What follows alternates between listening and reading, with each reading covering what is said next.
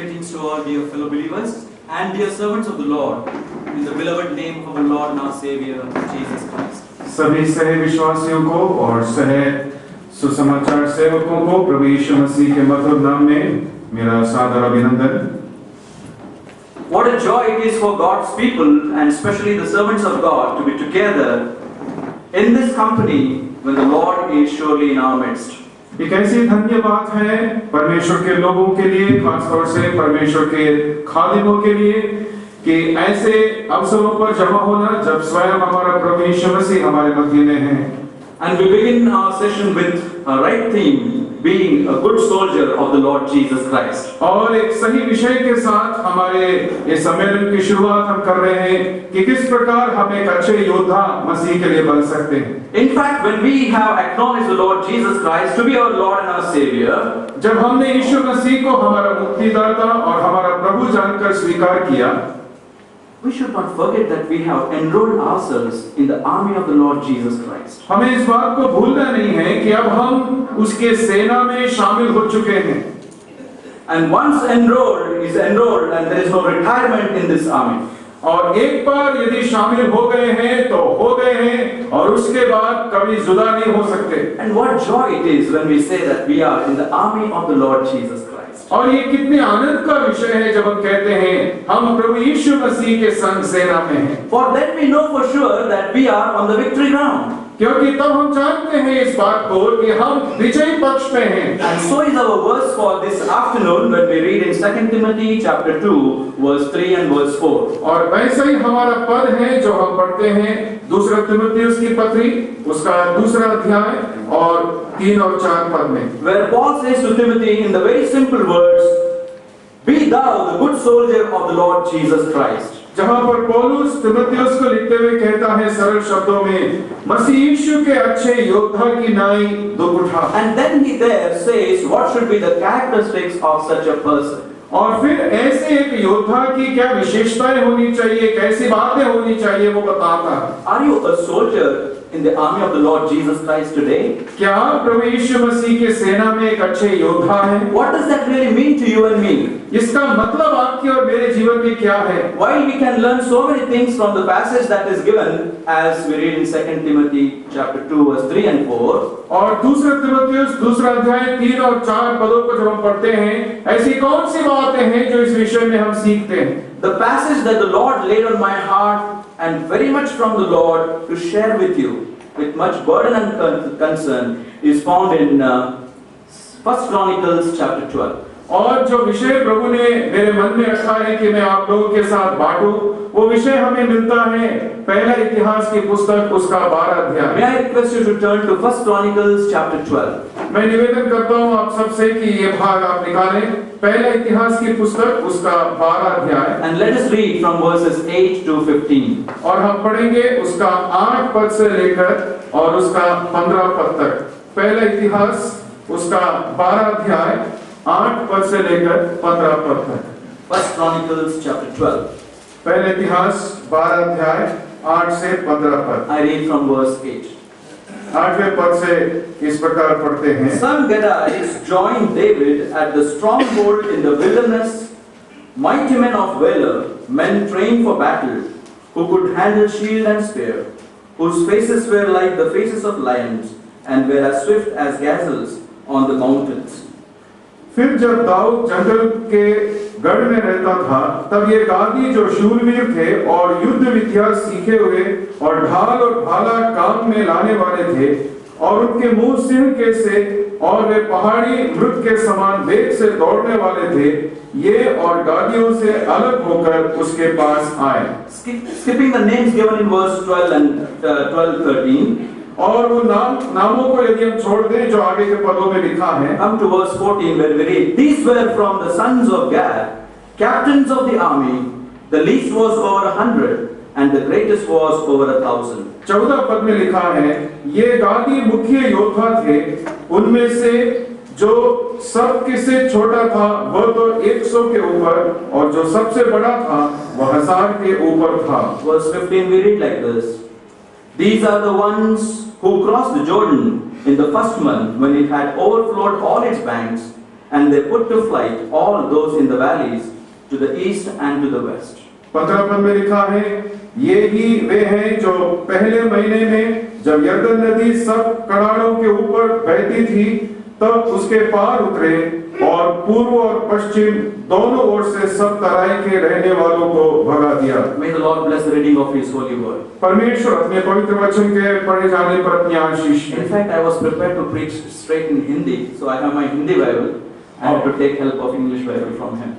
मुझे पहले ये बताया गया कि मैं हिंदी में बात करूं, इसलिए मैं हिंदी बाइबल लेकर आया, लेकिन अब इंग्लिश में बोलने के लिए कहा गया, इसलिए बाइबल की मदद ली English. It's a challenging passage before us.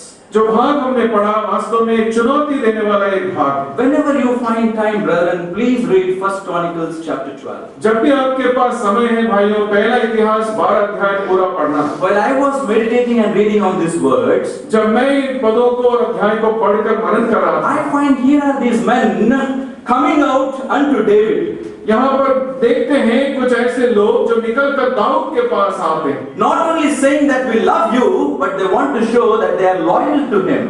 केवल अपना प्रेम प्रकट करने के लिए नहीं, लेकिन अपनी वफादारी प्रकट करने के लिए भी। This is the time for you and me to be a good soldier in this world. ये समय है कि जब मैं और आप इस संसार में अच्छे योद्धा बन सकें। Not only to say that we love the Lord, but need to show that we are loyal to the Lord. केवल इसलिए नहीं कि हम प्रभु से कहें हम आपसे प्रेम करते हैं, लेकिन इसलिए भी कि हम प्रभु को बता सकें कि हम आपके वफादार हैं। Here are these men यहाँ पर ये लोग हैं who have come out all the way where David was in Ziklag. और यहाँ पर वे सारी यात्रा तय करके आते हैं जिक्लग में जहाँ दाऊद था। Where is our Lord Jesus Christ today? और आज हमारा प्रभु यीशु मसीह कहाँ है? In the eyes of the world, he is in Ziklag. दुनिया की दृष्टि में वो जिक्लग में है। He is not before the eyes of men. वो लोगों की दृष्टि में नहीं है। For them, he is away somewhere.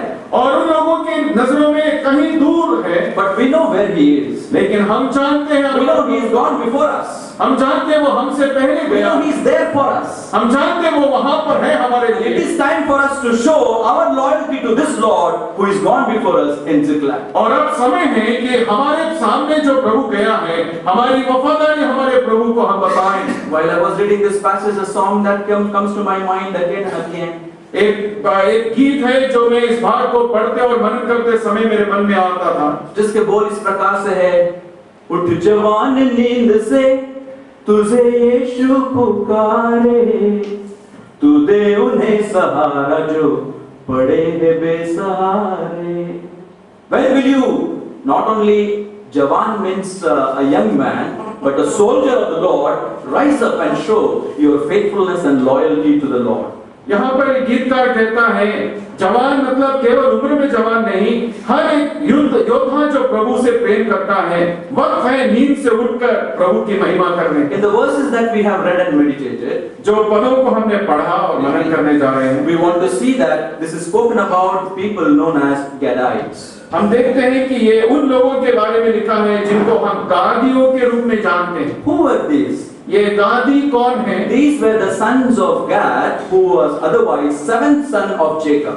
ये गाद के पुत्र हैं और गाद मतलब याकूब के 7 पुत्रों में से एक है। Who are coming to David now, otherwise they were from the army of Saul.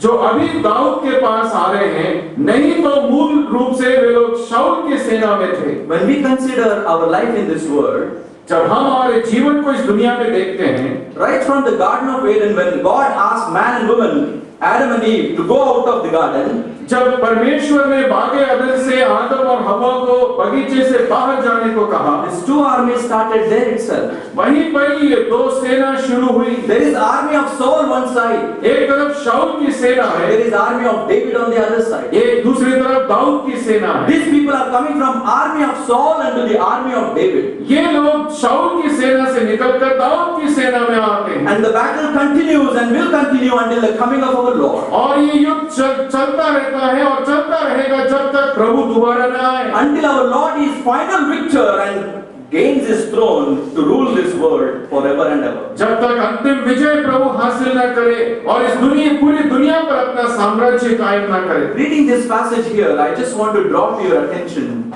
one thing. What these 11 men were to David, you and I need to be for our Lord Jesus Christ, our David. इस भाग को पढ़कर जो मैं बताना चाहता हूँ वो यह है, ये 11 लोग जो दाऊद के लिए थे, वही आज मुझे और आपको हमारे प्रभु यीशु मसीह के लिए बनना। Then what are the marks of a good soldier of the Lord Jesus Christ? फिर हम देखते हैं प्रभु यीशु मसीह के एक अच्छे योद्धा की विशेषताएं क्या हैं। Who is a soldier of the Lord Jesus Christ? यीशु मसीह का अच्छा योद्धा कौन है? How can we recognize him? हम उसे कैसे पहचान सकते हैं? What are the things that this man teaches that we may apply that to our life? ऐसी कौन सी बातें हैं ये जो ये लोग हमें सिखाते हैं, जो हमारे जीवन में हम अपना सकते हैं? If you find in verse 13, the figure also is mentioned. There were 11. 13वें पद में लिखा है, वहां पर संख्या लिखी है, 11 लोग थे। Why 11? 11 क्यों? Where were the others? बाकी लोग कहाँ हैं? You know, as far as this number that is mentioned there, जहां तक ये संख्या का सवाल है, we remember in the close inner circle of the Lord Jesus Christ were also just 11 people. हम जानते हैं प्रभु यीशु मसीह के खास शिष्यों में से, खास लोगों में से भी हम देखते हैं संख्या 11 की ही थी। Can I find myself in that inner circle, inner fellowship, inner closer relationship with my Lord today? क्या आज मैं भी उस खास लोगों के बीच में, उस संख्या के बीच में अपना स्थान पा सकता हूँ जो प्रभु के बिल्कुल करीब और नजदीक हैं? What is that this man found in David that they separated themselves to come to David? Dawood में ऐसा क्या पाया इन 11 लोगों ने कि उन्होंने शाऊल को छोड़कर दाऊद के पास आए? And that is the need of the hour for each one of us to reconsider and re-examine our lives in the light of the scriptures before us. और यही वक्त की जरूरत है कि हम अपने आप को जांचें परखें परमेश्वर के वचन के प्रकाश में कि ये सारी बातें हमारे जीवन में पाई जाती हैं। There is no doubt I love the Lord Jesus Christ, my David. ये सही बात है कि इसमें कोई शक नहीं है कि मेरा दाऊद प्रभु यीशु मसीह से मैं प्रेम करता हूँ। Am I loyal to him today? लेकिन क्या मैं उसके प्रति वफादार हूँ? When I talk about this topic, how does this topic really applies to me personally? जब मैं इस विषय पर बात करता हूँ, ये विषय व्यक्तिगत रीति से मुझ पर कैसे लागू होता है? Just being a young man, I was 18-year-old or plus. जब मैं जवान था, लगभग 18 साल की उम्र का था, Just doing a part-time work in some firm.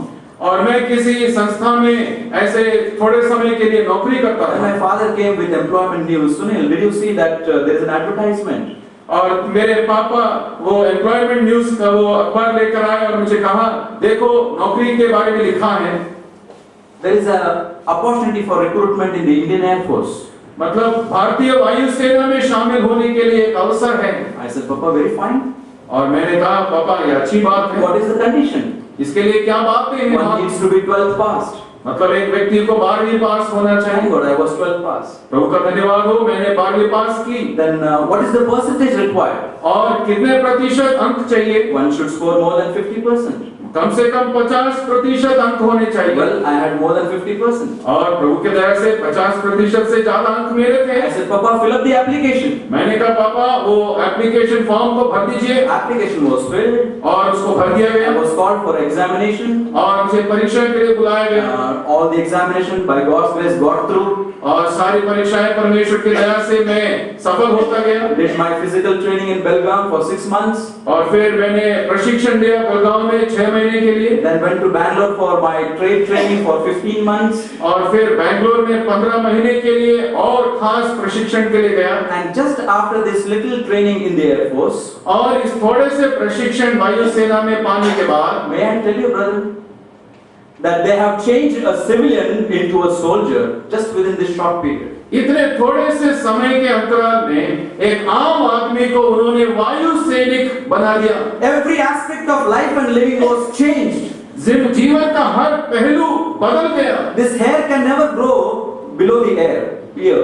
मतलब ये बाल जो हमारे होते थे कानों के नीचे नहीं आने चाहिए। Even now the same haircut is there. इसलिए अभी भी ऐसे बाल काटता हूँ। Even otherwise, various other discipline which they have put inside us, it still continued in my life. यही नहीं और कितने सारे अनुशासन जो उन्होंने हमारे जीवन में डाले उस जमाने में ही नहीं अभी भी हमारे जीवन में मौजूद हैं। But what about coming into the army of the Lord Jesus Christ? लेकिन प्रभु यीशु मसीह की सेना में आने